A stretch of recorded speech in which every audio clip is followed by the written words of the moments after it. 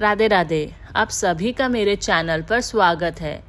श्री कृष्ण के बचपन से कई अलौकिक लीलाओं का दर्शन मिलता है, तो आज हम सुनेंगे उनमें से ही एक लीला की कहानी। जब मिट्टी खाते पकड़े गए थे कान्हा, तो भगवान ने मैया यशोदा को दिखाया था ये चमत्कार।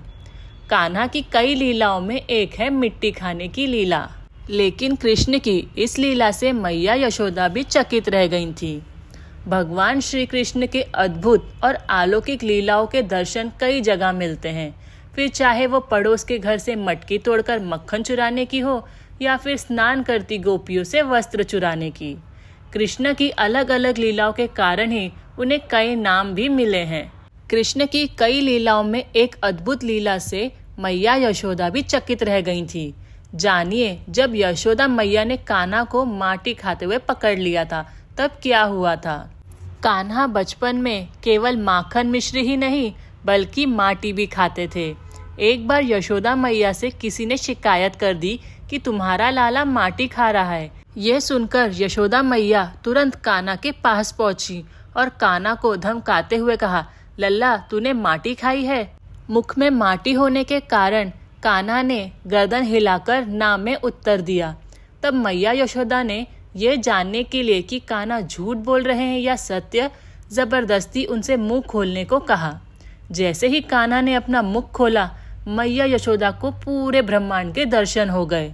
कान्हा के छोटे से मुख में अंतरिक्ष, दिशाएं, द्वीप, पर्वत, समुद्र समेत पूरा ब्रह्मांड नजर आ रहा था। कान्हा के मुख में ऐसा दृश्य देख एक बार तो मैया यशोदा भी ये सोचने लगी कि कहीं ये स्वप्न तो नहीं, और चकित होकर वहीं गिर पड़ी। इधर श्री कृष्ण भी समझ गए कि मैया उनके तत्व और अलौकिक शक्तियों से अवगत हो गई हैं।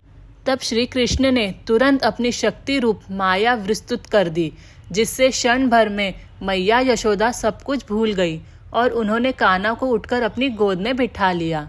श्री कृष्ण की इस बाल लीला के कारण उन्हें माखन मिश्री के साथ ही माटी का भी भोग लगाया जाता है।